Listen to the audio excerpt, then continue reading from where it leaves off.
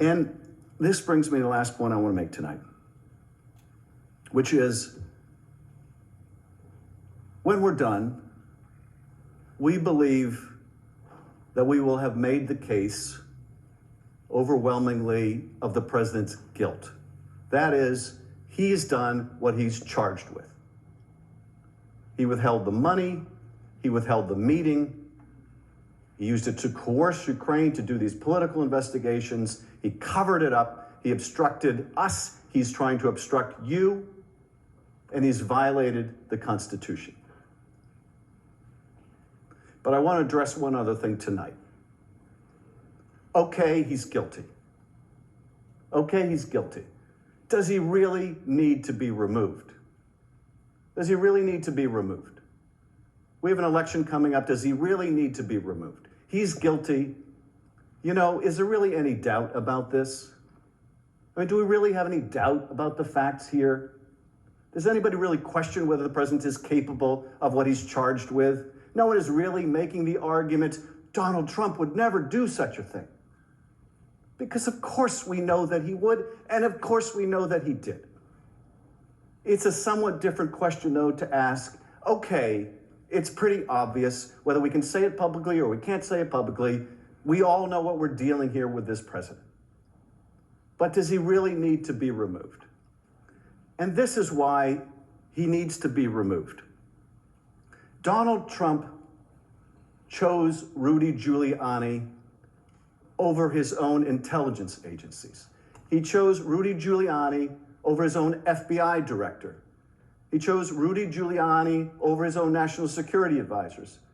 When all of them were telling him this Ukraine 2016 stuff is kooky, crazy Russian propaganda, he chose not to believe them. He chose to believe Rudy Giuliani.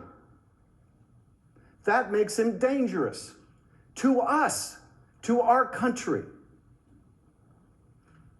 That was Donald Trump's choice. Now, why would Donald Trump believe a man like Rudy Giuliani over a man like Christopher Wray? Okay? Why would anyone in their right mind believe Rudy Giuliani over Christopher Wray?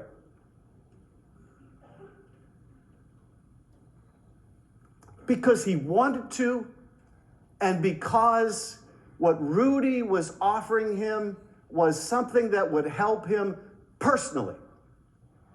And what Christopher Wray was offering him was merely the truth.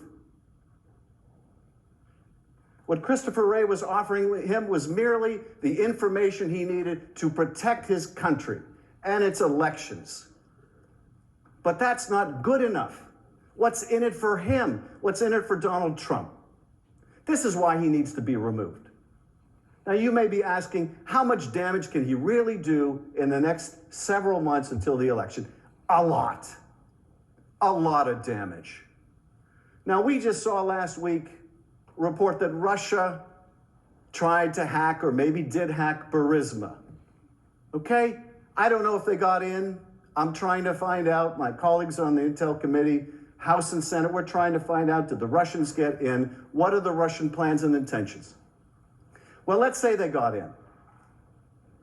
And let's say they start dumping documents to interfere in the next election. Let's say they start dumping some real things they hacked from Burisma. Let's say they start dumping some fake things they didn't hack from Burisma, but they want you to believe they did. Let's say they start blatantly interfering in our election again to help Donald Trump.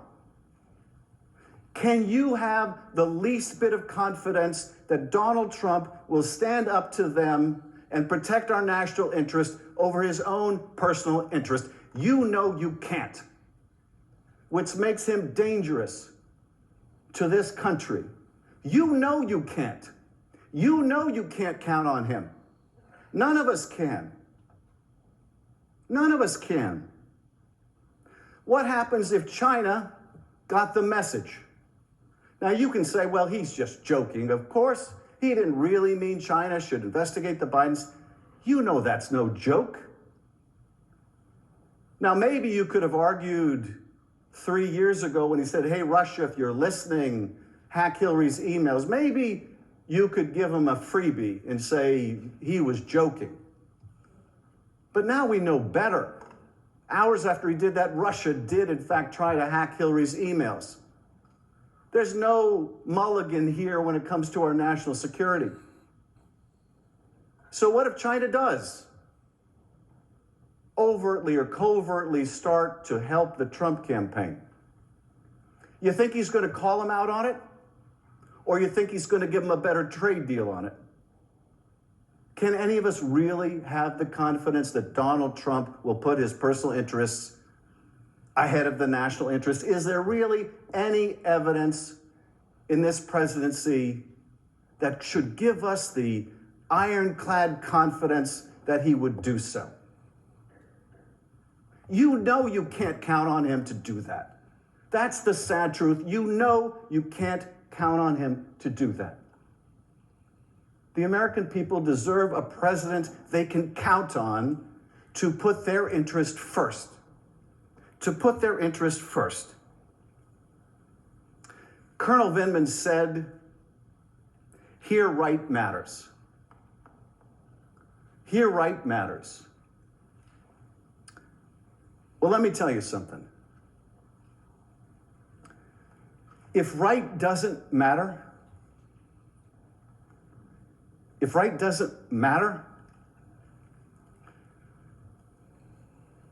doesn't matter how good the Constitution is. It doesn't matter how brilliant the framers were. It doesn't matter how good or bad our advocacy in this trial is. Doesn't matter how well written the oath of impartiality is.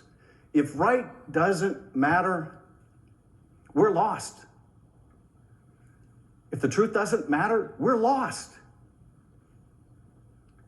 The framers couldn't protect us from ourselves if right and truth don't matter. And you know that what he did was not right. You know, that's what they do in the old country that Colonel Vindman's father came from, or the old country that my great-grandfather came from, or the old countries that your ancestors came from, or maybe you came from. But here, right is supposed to matter. It's what's made us the greatest nation on earth. No constitution can protect us. Right doesn't matter anymore. And you know you can't trust this president do what's right for this country. You can trust he will do what's right for Donald Trump. He'll do it now. He's done it before. He'll do it for the next several months. He'll do it in the election if he's allowed to. This is why, if you find him guilty, you must find that he should be removed. Because right matters. Because right matters. And the truth matters. Otherwise, we are lost.